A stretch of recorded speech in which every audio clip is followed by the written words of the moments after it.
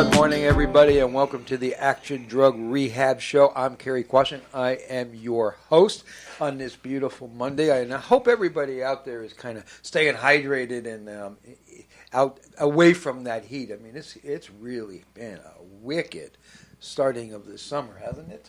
Yeah. It's nasty outside. I know, and they say bad. It's going to be a minimum all the way to at least next weekend.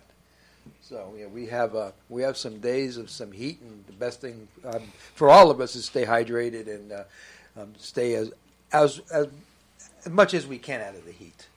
But anyways, back to the show. It's good to be here. And today I got some guests with me that are going to be sharing their experience, strength, and hope. And the reason I like to bring the guests on that like you guys is because it's been freaking insane. I mean, every time I pick up, and I'm not even kidding, every time I pick up my Facebook, somebody I know has died. Every time. Every day.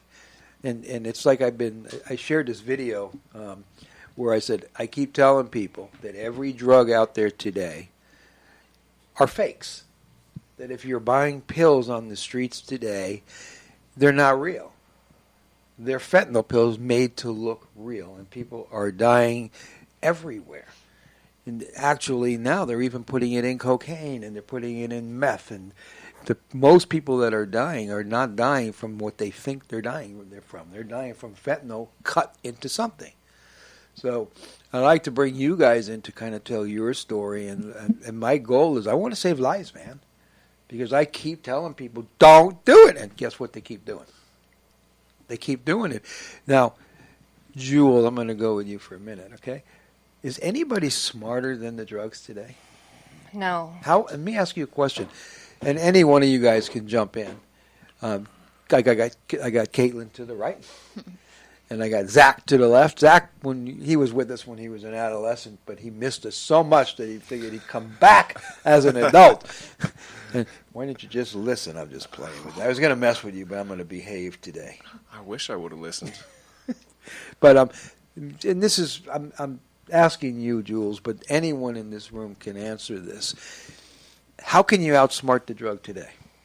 You can. And why not? It's Explain. everywhere, and people think that they can control it and that it's not as powerful as it is, but it's a killer. And I know from experience. How do you know? Well, I started just taking some painkillers from surgery that I had, and I got addicted to Norco. And after I was done doctor shopping, I went to the streets, and what I thought was Norco that was given to me from a friend was actually pressed fentanyl. And I bet you couldn't tell by looking at it. You could not. There is no freaking way you can look at something today and guess. Yeah, and I've actually had 6 of my friends pass away in the past 6 months. Well, so this is serious. Tell me about that. Tell us about that. Well, in the past year and a half, I've been to 7 different rehabs. How many? 7. Why? I struggle with alcoholism and addiction. It's no joke. This is life or death. It's serious, and it's no laughing matter. And I've had a few of my roommates overdose on fentanyl, and this is sad. But people that were in rehabs with you before, and they didn't make it, huh? Yeah, it brings me to tears to think about it, because you get really close to these people, and yes, you do. And they're trying. They put all their effort into trying to recover, and this addiction over fentanyl, it just takes over them. It's a whole game changer now. I mean, I've been treating people for over 40 years, and I've been screaming for the last 10 that this opiate epidemic is going to kill more people than it did in the 60s and 70s. That's before I even knew about fentanyl. I've been screaming that because I was watching this happen. And then the epidemic came, or the pandemic came, and then at the same time as that, doctors stopped writing prescriptions because the government got involved, the medical board got involved and said, we're creating addicts. And right in the beginning of a pandemic. So people that were using drugs couldn't get them anymore But I'll tell you what, people that were depressed got more depressed because of the pandemic. People that were using drugs wanted to use more drugs because of the pandemic and the loneliness and all the feelings. People that drank wanted to drink more. I went to Costco the first weekend. You couldn't even find alcohol, not that I drink, but I was watching. It was insane. The stock of one of that vodka things went crazy. I was watching insanity. And all of a sudden, there's no drugs. So what happened? Fentanyl came into the picture. People started getting, entrepreneurs said, whoa! The cartel went, whoa! China went, whoa! It just went crazy. And it sells on the street. Flooded the markets. It sells on the street for high price, and people don't care about how pricey it is. The withdrawal is so nasty, and it's tough. Talk about that. Talk about the withdrawal. So the withdrawal is, imagine the flu times 100. You can't drink water, you can't eat, you're constantly throwing up and defecating all of yourself, and the muscle aches, the cold sweats, the hot sweats, body aches, chills, and you can't even hold down a sip of water. And it lasts for weeks. Even your freaking hair hurts. Even your hair hurts. You can't even take a shower because the water hurts. Yep. And I'll tell you, the hardest part about this fentanyl withdrawal is, we could bring people in for any other drug. We could bring them in, let them lay in the bed, call the doc, get them on some meds, and they're really okay. But fentanyl, we can't do that for the first minimum 48 hours because we'll put them right into withdrawals. And they'll even be sicker. So the hardest part about somebody that wants to come off of fentanyl is knowing they're going to go through 2 days of absolute hell. Yeah, so that was what the chase was all about. I didn't want to feel the sickness, so I kept taking the pills, I didn't want to go through that misery. Yeah. So a lot of your friends died, huh? 6. That's terrible. But I can tell you, you can multiply that by many from the people I see every day. I mean, not every day, that many, but I'm just saying so many people I know are dead. Yeah. So many people that we try to treat didn't make it. And you said you've been to 7 rehabs, and that makes sense because most people that come into rehab, they're not coming to get clean and sober. They're coming because they have a problem with something, and they want to deal with that something right then, or it's because their mom, dad, uncle, aunt, wife, husband, kids, job, somebody was kind of forcing the issue. But most people, if they're coming in for fentanyl, they want to get off fentanyl, yes, but then they're saying to themselves, well, my drug of choice is opiates. Why can't I drink? Or if they're drinking tequila, they're saying, my drug of choice is tequila. Why can't I smoke weed? And it's that thought that gets people going to rehab 7 times. Well, it's all about the obsession. Talk about that. The obsession of the mind. So it doesn't matter what kind of drug or mind-altering drug or substance you use, it's the obsession of the next drink or the next use of... Right. And if you have an addictive personality, if it's cocaine or opiates or whatever it is, if you use something and you like it, you're kind of screwed. So the trick is, if you don't want to go to 7 more rehabs, is to realize if I don't drink anything, if I don't use anything, I won't have to go to rehabs and my life will be better. Yeah, I'm not promising perfect, but better I am. It's getting to the root of the problem and why you go to something to numb your emotions. Well, here's what happens. I was speaking to somebody today that I'm going to meet with a little bit later. And here's what happens. You stay sober for a minute. And all of a sudden something happens you don't know how to cope with. The feelings are just too much and you decide you want to drink. Then you feel so damn guilty because you drank. What do? Do it again. Do it again.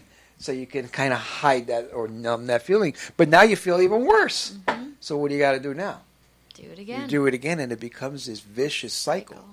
The way you forgive yourself for the things that you've done in the past, especially when you were drinking or using, or anything, is by stop doing the things that make you feel bad.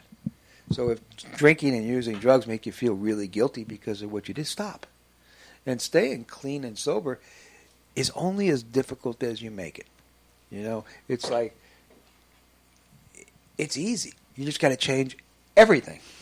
Who you hang out with, where you go, all your triggers, and especially your thinking. And my thinking when I got clean, and I've been clean and sober, this Christmas Eve will be 43 years. Wow. I know, huh? I'm going to start taking years away because I feel younger. You know, That's people older lie than me. about their age. I'm going to lie about my sobriety date. but the reality is, I knew I couldn't drink or use anything because I have an addictive personality. Mm-hmm. So people ask me all the time, well, you've been clean 42 years. Why you think you could drink? And I said, why would I even want to find out? Yeah. I don't need that anymore. You know, life is better without it. Does that mean my life's great? No. I got issues and problems all the time. It's just like any other human. But what I don't do is have to cover it up with alcohol or drugs anymore. I don't have to run from the problems. And if I don't have to run from them, that means what? I got to deal with them, which means I will help. They'll get better without making it worse. And what I've learned is it's okay to feel emotions. It's okay to feel sad. It's okay to cry. It's okay to feel happy or energetic. Mm-hmm. You know, I've been drinking heavily since I was 13. Right. So I've never felt those emotions before. That's what gets people in trouble. Because when somebody gets sober, all of a sudden we take their alcohol and their drugs away. It's like, you ain't got it no more, Zack. And then all the feelings come that we were numbing. And when we get that terrible feeling of, let's say, insecurities or sadness, the obsession to get loaded comes. And our brain says, we don't know how to deal with this, go get loaded. But the reality is, if you deal with it, you learn then how to deal with it, and the obsession that becomes a lot easier to deal with the next time, if that makes sense. Mm-hmm. But no, I mean, we don't have to teach you guys how not to drink. You know how not to drink or use. Don't do it. Mm-hmm. Now you got to learn how to deal with life and not do it. That's the hard part. So you overdosed, you said, too, huh? Yeah, I decided one night, I'm going to take a little extra fentanyl, and instead of one pill, I took 3. You mean you thought you can outsmart the drug? I did. How'd that work? So I took 3 pills instead of 1. I also drank 2 bottles of wine, and I took all my other medication, and I decided, okay, I'm going to go to bed now. Sounds more like a suicide run than a get high. You know, it could have been subconsciously. And my husband, he never checks on me at night, and he decided he was going to go check on me. And I was black and blue. I wasn't breathing. I had no pulse. And I had to be revived. 911 came and resuscitated me, and I died for about 4 minutes and came out and didn't know anything. I didn't know what happened. That's the interesting part of an overdose. When somebody gets loaded, what they know is they went in, they got high. All of a sudden, that's all they know. And then all of a sudden they wake up and everybody's around them, and you got hospitals and 911 people and doctors and whatever. And you go, what happened? Because you missed all the ugly. Everybody else saw it. Your husband had to deal with what he saw, and that's frightening and horrifying and all that. And all you know is I was loaded, now I'm not. And here's the insane part. You think that would stop me? Oh, no. I don't think so. I thought I could try more controlled. You could out-slick the drug. So I continued to take fentanyl after that. And I was so sick of the withdrawals and the terrible feeling that I couldn't do it anymore. Plus, I couldn't afford it. So, 7 rehabs. Explain real quickly how you got here. Okay, so 7 rehabs in a year and a half. And why did you come here? I came here because I wanted something different. How'd you even hear about us? I Googled it. You Googled us? Okay. That's I also live out here. Oh, so yeah. And it's actually and I'm not just saying this, but it's the best program I've ever been in. So I've been to 6 others, and it's the best program. They really care about you making it and you becoming, a recovering addict and being sober, for long periods of time. Whenever I am having a struggle or bad thought, it's okay to tell them. It's okay to mention it because you know what? It's normal to feel that way. If I want to drink, it's normal. It's absolutely normal for you to have obsessions and urges to get loaded. All of you guys. It's normal for you to have dreams about it, and it's normal for you to sweat over it, and that won't hurt you. And the important part is to tell on your disease. Yeah. What'll hurt you is if you don't tell somebody and you act on it. I mean, think about it real quickly. I'm trying to think of. Let me think for a second. Let me think if I could come up with an excuse to drink or use.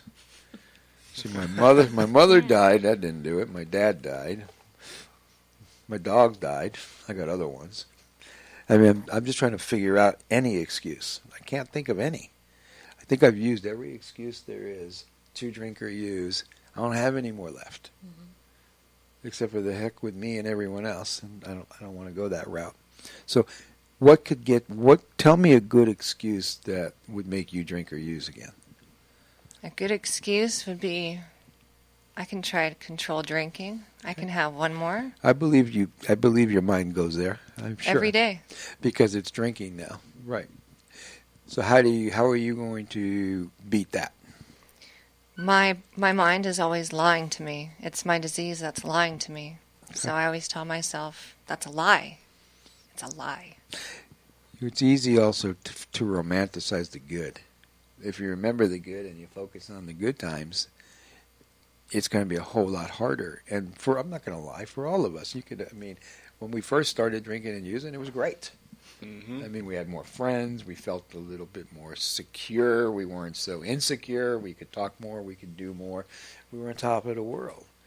And it worked for us. But somewhere down the line, especially if you guys are here, it turned on you. Your alcohol or your drugs came from being your friend to not being your friend, almost to being your enemy. And it's kind of like in any bad relationship. When you're in a relationship with someone and you love them, everything was great. Now it's so bad, the more you try to stay in it, the worse it gets. The same with alcohol or drugs. The more you try to use it now, the worse it's going to get. It will never be your friend again. It won't happen. The only good feelings you'll get is when you're on the way to cop it, or to the store to buy it, and you got it in your hands, and then everything is over and you drink it and you don't feel good anymore. If you're depressed, what's alcohol? What's alcohol? Depressant. Yeah. It's a depressant. Yeah. So that means if you're drunk and you're already depressed, you're going to get more depressed, you're going to cry more of the blues, and you're going to drink more to try to drown it, but it doesn't work. And anyways, hopefully this is the last rehab that you're ever going to have to go to. It is for today. Just take one day at a time. I agree with you 100%. But also remember, it's easy if you make it if you change everything, especially you're thinking, I know I can't drink or use. I know that it's my head messing with me. I know it's kind of evil versus good, and I'm not going to let evil take over. So it's kind of one of those kinds of things. And I've known you for a while, Jules. You are strong enough to do anything you want to do. You can do this. Thank you, Cary. I mean it. You can. So anything else you want to say before I move on? I'll let these two others talk. I've taken enough time. Which one? Montana or Kaitlynn? Oh, man. What do you think, Zack? It can always be ladies first. Tell us your story. My story, I was, grew up in a good home, in a safe home. My parents never struggled with alcohol, and I started drinking, normal in high school.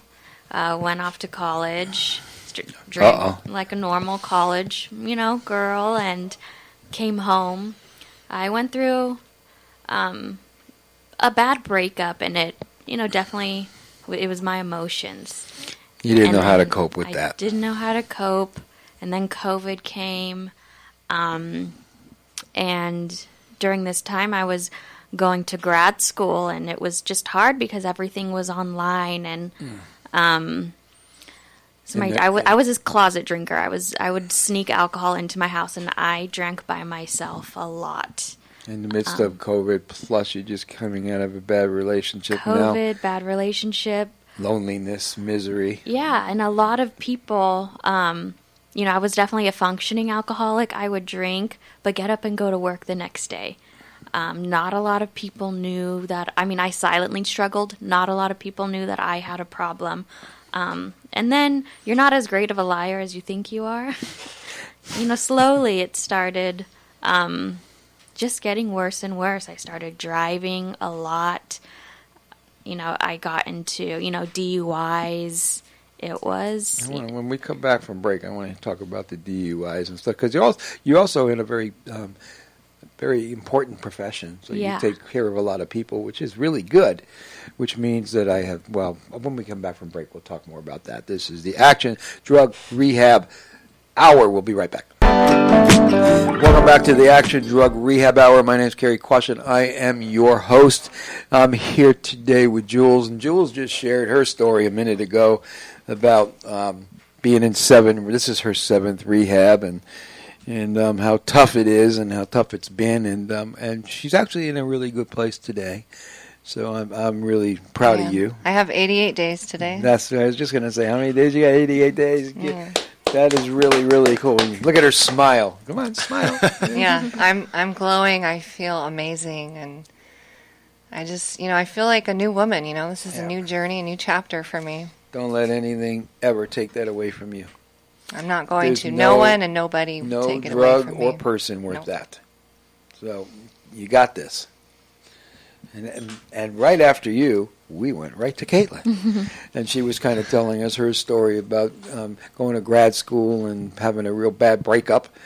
And then COVID came, bang, and loneliness came in, and closet drinking and sneaking around and getting, you're going to go on from there. Yeah, I got 2 DUIs within a month of each other, and because of my career, my school found out where I was going to grad school, found out, my job found out. I could have gotten kicked out of grad school, and then I am licensed for my career in the state of California. Obviously, they found out because it's the medical field, and I could have lost my career. Yes, but it wasn't enough to stop me. I continued to drink. Tell us why. It's because I cannot handle. I'm learning to handle my emotions, but at the time, it was, I'm already in trouble with school. I'm in trouble with, the board for my license. Let me just drink. That's how I coped. But I always thought, kind of like Jules was saying, every time I was going to get better, I'm not going to drink that much. I'll only go out and have one. You thought you'd be smarter than your disease. Mm-hmm. But, it doesn't work well, does that? It's insanity. It really is insanity. The definition of insanity, we know what it is. It's doing the same thing over and over, and again, expecting it to be different. But as alcoholics and addicts, we do the same thing over and over again, knowing it's not going to be different. It's always worse. I know. And we know that it's going to be, but we still do it. So go on. So even with my career and after graduating and everything, I always thought, okay, after grad school, I'm going to get better. Oh, once I start my new career, I'm going to get better. No, and then I had all this debt from, attorneys, and it's not only does it mess with your, emotional well-being, it's expensive. Yes, it is. And a drunk driving one is expensive. Oh, yeah. And I look at, everyone, and, I could have I've been in like a better financial position had I not. So then that would make me sad. So I would drink. But I was the type of... And let's not forget, alcohol is a what? A depressant. So if you're already depressed and you start drinking, what happens? Oh, you get more depressed. And you have to what? And you drink again. Exactly. I mean, it truly is a cycle. I got a lot of people in my family mad at me. I drank during, my grandfather's last year of life, and it hurt. But it still wasn't enough. My niece and my nephew my confidence and just everything. But, I could not have alcohol. I knew I had a problem, but I didn't know what to do. I didn't want people to find out. I didn't want to lose everything. As if they didn't already know. Yeah. Because our lying, yeah. We think we're fooling everybody, but really we're not. Oh, we're not. We're not. I feel like sometimes my parents would even know, but just to not have an argument, And I say we because I'm one of you guys. I've just been clean and sober a lot longer. Otherwise, I'm the same. Yeah. So what happened? When did you figure out, okay? So I had an incident with work and drinking, and, by the grace, I was taken in through people who care about me a lot. They had spoken to faculty at Action, and... Oh, the work did an intervention. Yeah. And it was amazing because there are people who, I think with me, an ego thing was I don't want people judging me. Oh, she's this crazy alcoholic. But it also hurt because a lot of people said, how can you have an alcohol problem because of the career path and the things that I've accomplished in life? And to me, that hurt me because I thought, oh, you're right. I shouldn't have an alcohol problem. But I do. This disease doesn't discriminate. Doesn't. We've treated it in every kind of profession you can imagine, from cops to judges to lawyers to doctors to homeless to whatever. Athletes, yeah. It doesn't discriminate. So that hurt me, But coming to Action, it's truly an amazing place. Even my parents have said, I love the people at Action. I love the staff. I have made incredible friends. I'm not trying to do a commercial, guys, I promise. I just want you to hear their stories. It's amazing. And they started, like what Jules said, is the root. Where does this start from? And I'm the type of drinker, I open my eyes. Oh, it's sunny outside, let me drink. I'm sad, let me drink. Hit every red light on the way home, let's have a drink. So, they started from the bottom. And, I slowly have been working my way. I have 58 days today. God. And it's the longest I've been sober since I was like 18. How does it feel? Is it Every weird? day I'm more proud because it's one more day. And I live just for today. I can stress about, oh, wait, on Saturday I'm going to a concert. Saturday isn't today. So I'm going to worry about just today. And that's how I live. But I do wake up really proud. And for good reason. You should be really proud of yourself. All of you guys should be really proud of yourself. Trust, I know, doesn't come back easy. I have been struggling with this disease for a while. I know I'm not going to regain everyone's trust overnight, but it's a little bit more every day. And I am lucky that I have support, but there's so much support at Action, and I'm really happy. Very It's cool. a You good look. I mean, place. I could see it in your face too. I mean, Thank you. You're kind of glowing. I remember when you first came in, you weren't glowing too much. I was scared. you were scared. You didn't want to talk much. You were like in the corner. It's scary. You don't know what's gonna happen. But I have the people that I've met at Action. Obviously we've all been sober. They're amazing people. Yeah. They're really, really are. They're good, kind people.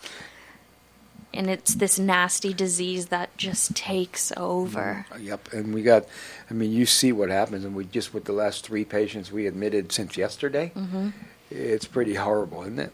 I mean, it is, we admitted 3 people coming straight off alcohol, and it's terrible. They're really sick. Yeah. But we'll get them better. Yeah. That's for sure. With your guys' help, too. Yeah. After days, when the day's over and the counselors are all done with all their groups and stuff, you guys are the best therapy.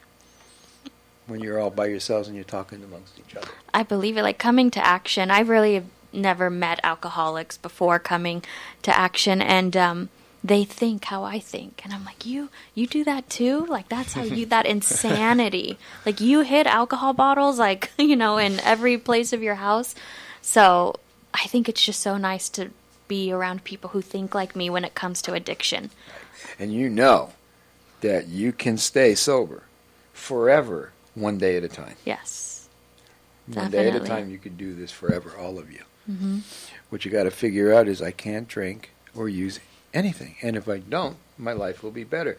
If I try to manipulate this game, or I try to play it as a game and smoke weed or drink a little bit of near beer or whatever it is, it backfires about 100% of the time. Oh, yeah. And I've seen so many people try. And I've seen so many people fail. And I've seen so many people come, and then I see so many people come back. And lately I've been seeing so many people come and so many people die. So, I mean, it's kind of, I look, it's life and death, man. It really is. And you guys are definitely worth living without that pain. Because I know what it's like to lay in bed at 2 in the morning, not knowing if you want to live or die. I remember those days. I remember how lonely you feel when you drink it. I remember that, just like yesterday. It's probably what kept me clean for a lot of years. Remember the bad. When you get that thought of, I can do this. Remember the bad. Remember what got you to 7 rehabs or that intervention that they done on you that got you here. Yeah, I was at a meeting and a gentleman said, you have to remember those bad days, even though it's gives you a lot of shame and guilt, because that's what's going to keep you sober. Absolutely. I never want to repeat the last time I drank. You don't ever have to feel that way again. Ever. Yeah, I have physical reminders. Because when I would drink, I would attempt suicide. So I have, scars on my wrists. So whenever I have that craving for alcohol, I just have to look at my wrists and know that every time it could result in that. How many times did you attempt to kill yourself? I tried to, attempt suicides about 12 times. The worst was? When I took 60 lithium pills. Yeah, that's pretty bad. Yeah, I couldn't walk for 4 days. After that, I had to use a walker. I thought it was permanent damage, but here I am. Someone's looking over you. That's for Someone's sure. got other plans for you. If you think about it, just with the people that we work with, you all know them, but a lot of miracles for a lot of those people being alive. Almost everybody coming into rehab today has overdosed at least once, been to a hospital, been to a psych ward, been to intensive care unit. I mean, it's just like, why are we all still alive? Think about that. I always ask, after every time I drink and drive, I would always say, why wasn't I caught this time? Yeah. Because I don't have any more chances. My chances are... Maybe you wanted to get caught. So I mean that we do that when we get into that mode where we don't know how to stop. We do things that will way we cry for help and somebody stop me kind of thing. You never know. Yeah. And I think what's amazing about Action is they have family night. So, you can bring your family, and it's almost like a group therapy. It is a group therapy session. And it's amazing because they explain to my parents what alcoholism is, that it's a disease, that I cannot just stop. I need more than just Katie stop. And it's amazing. You really get a lot out, and my parents are able to listen to other loved ones who love an addict, because it's hard to love an addict. Yeah, addicts. We don't make it easy for people. Speaking about that, so every once in a while I get somebody that comes in that was with us when they were a kid. Oh. And the thing is, why didn't they just listen back then? Oh, man. Zach, you're on. Why didn't you? When I left Action when I was 17. How old are you now? 26. That's so what almost I figured it was almost 10 years. 10 years later, this will be the 5th rehab for me. And I just thought I knew everything. I didn't want to listen, for one, and I didn't realize that I am just a very delusional person. My delusions get the best of me, and I end up drinking, and deep down I think, it's just because, not self-confidence, but all my family, they're alcoholics, they're addicts, and I thought I could beat the disease. I thought I could be the one that's like, all right, well, I can do this, and every time I would have a rock bottom, I'd be like, okay, this is the last time. And then I would go back. Right. And, start with beer, start with whatever, and then always end up in the bottom of a vodka bottle, and it took till this time to realize, all right, well, I've gotten myself into more trouble than probably any of my family, and I don't want them to see me behind bars. Right. I don't want them to sit there and have to visit me, and I want to be able to see my daughter, for one, How old's your daughter? She's 6 years old. I'm going to say to you what I say to everybody. Be to your kid what you want your kid to grow up and be. Say that. Be to your kid what you want your kid to grow up and be. What you want your kid to grow up and be. That's what you need to be right now. You need to be that person that you want your child to grow up and be. I agree with that. And you can do it. 6 rehabs? 5 rehabs? 5, yeah. What in the world and then took you so long to get here? No, just play with it. It took a psych ward and a lot more, so. I'm sure. Yeah, there's a lot going up in my head, and I'm realizing that I'm truly depressed, and that's kind of hard to swallow when you just have to be, so strong for everyone else, but then for me, deep down, I'm a selfish person, and I realize that. I take advantage of people, and I get what I want, and if I don't get what I want, I react. And I'm realizing now I probably have two different moods: angry and basically humorous. Like, I like to laugh. Right. But if I'm drinking, I listen to some country music, it hits me hard. That's when I start sending the repeated text. It just goes on and on. I love you.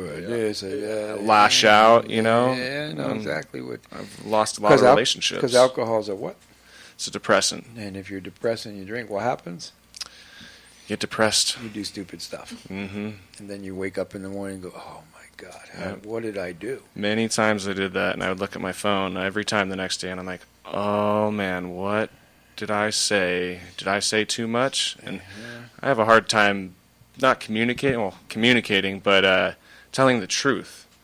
The truth for me, I don't, whether it hurts the other person or me, I'm probably just going to let it hurt the other person instead of me, because it's just how it goes for me. And when you're drinking, you really don't care. I really don't. And that urge to, you wake up in the morning, I would start drinking.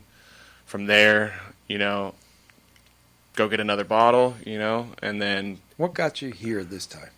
I mean, what happened? I know you weren't walking down the street. Life was great, and all of a sudden the thought said, I want to go to Action. I haven't been there in 10 years. So I went to a rehab that I wanted to get help. I got in a fight with my roommate and went to a rehab, was taking multiple medications that I'd never taken, and the next morning I ended up stealing a car. Okay. And from there on, went to jail for, just a couple days and fought my case and qualified for mental diversion because I'm considered bipolar. Right. And it's the end of the case, and basically now I have to stay sober for 2 years, or it's 11 years. It's a long time. And that's... I've seen a lot of people below that and do their 11 years. Exactly. So this thing's got to go from your head to your heart, and you got to realize that alcohol is not your friend, and it's turned on you. And remember this for all of you: alcohol and drugs make good people do bad things, turn good dreams into nightmares, and takes our morals and ethics and put them in the trash can. Because, like it or not, you're a good dude. I don't care what you think, and you might be selfish, but not really. I see you care about people, and you're not that hard yet, which is good. I'm complimenting you. Thank you. You're still a sweet, loving kind of guy, So, not that I'm trying to get mushy, but Cary. You are a good guy, is what I'm saying, and you're worth this. Yeah. So, treat yourself right. If you treat everybody else around you right and treat yourself right, you're gonna do good and go far. We'll come back from break in about a minute. This is the Action Drug Rehab Hour. You should have listened. Welcome back to the Action Drug Rehab Hour here on KHTS, your local hometown station, and it's great to be here. Again, it's like 100 and something degrees out there, so please hydrate, take care of yourself, and don't do too much out in that sun. So Jules, give us an update on what we've just been talking about. We are updating you on pretty much fentanyl and Alcohol and just the disease of addiction and how much of a struggle it is to overcome it. And when we went on break, we were talking to Zack.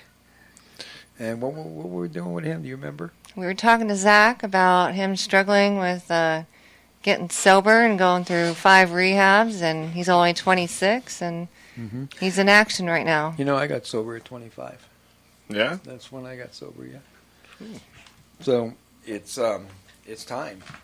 And the good thing is you never have to go through any of that stuff again. All you got to do is not drink. It sounds simple, don't it?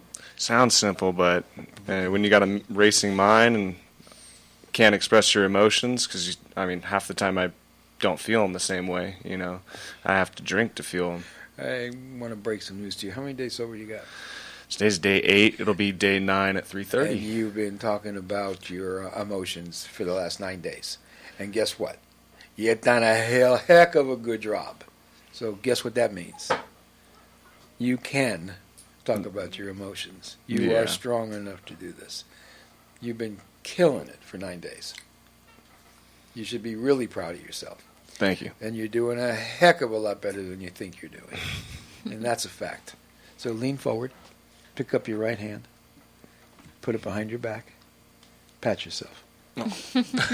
Give yourself some freaking credit, man. You deserve it. Thank you. I mean it.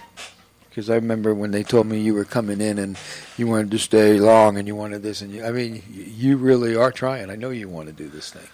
I do. The only thing that can take you out or screw up your world is if you give up on yourself and start to drink. If you don't, you'll be fine. And you'll be that person that you want your kid to grow up to be. And you'll be able to be a great dad and a terrific role model for not just your kid, from a lot of people. I agree with that, yeah. So you just keep doing what you're doing, and know we love you. I think you know that, though. Yeah, I love you too, Cary. And it's not because you're cute, because to me you're ugly and you dress funny. And your hat's goofy. I'm just playing. Oh. No, you're really, isn't he a good guy? Yeah, he's a great guy. So now I'm looking at my phone. Oh, and we're live here. Somebody's saying something to you. Who's Betty? Betty's my mother. Oh, she's real proud of you, and she loves you, and she's saying one day to her, what would you like to say to your mother? I'm happy that she's understanding. No, you're talking to me or her now. Hey, Pop, Mom. Mom, I do love you. You know, it is one day at a time. You love her only one day at a time? No, I love her a lot. You know, I see the support, and she's right. You know, you are right. It is one day at a time. Yeah. Just for today. Just for today, you're killing it. Yes. Just for today, you're doing great. Yes. Just for today, you need to be really, really proud of yourself. Just for today, your mom's really, really proud of you. Yeah. I could see that. Just for today, I'm proud of you. You guys proud of her? Yeah. Yeah, and can I say something? No. Yeah. No. I'm just kidding. Of course you can. To Kaitlyn's mom. Betty. Betty.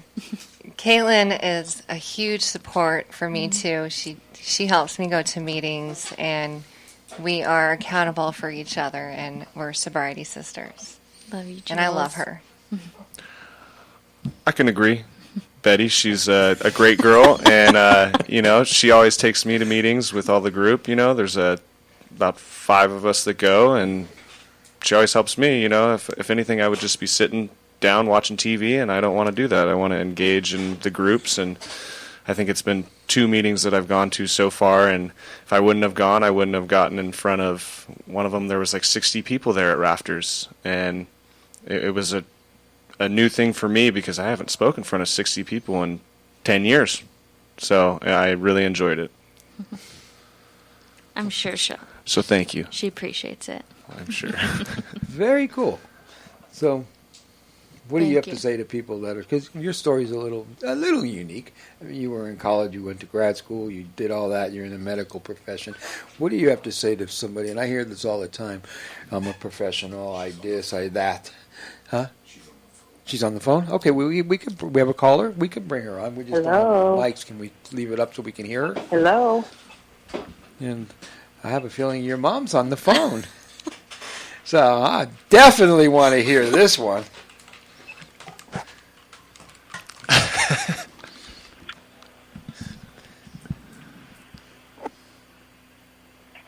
Ready? Okay, I think only you can hear her. Hello. Hello. Hi. Hi, Hello? Mom. Hi, can you hear me? Yes, I can. Is there something you want to say? Yes, I was calling about Action. And the only thing I really want to say is I'm proud of everyone that is there and everyone that I've met. She said she's proud of everyone at Action and everyone that she's Hi. met. Does that Thank include you. me? Yes. Thank you, Betty. How sweet, huh? That's very sweet. Yes, Are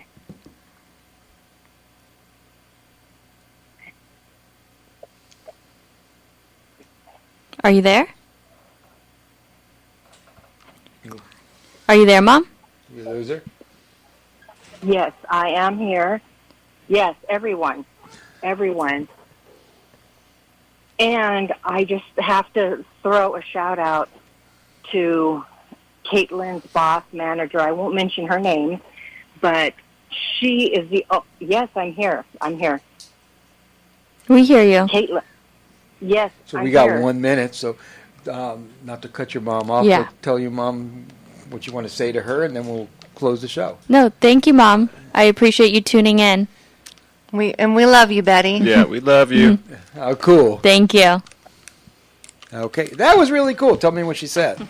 She basically said that she's very proud and she really appreciates everyone that she's met at Action, the clients and the staff, and, just one day at a time.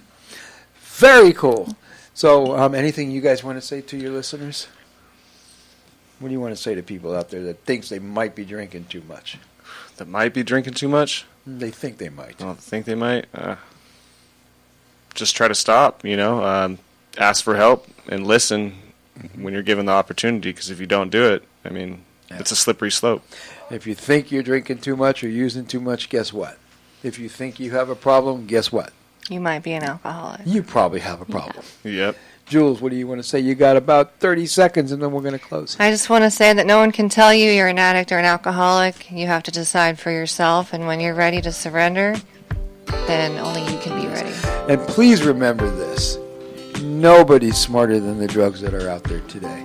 Nobody can see what's in them. You can't win what you can't see. You can't fight what you don't know. So on that note, you all take good care of yourself. Please be safe. And we'll be back next week. And stay cool. Thank The you. Action Drug Rehab Hour. Thank you.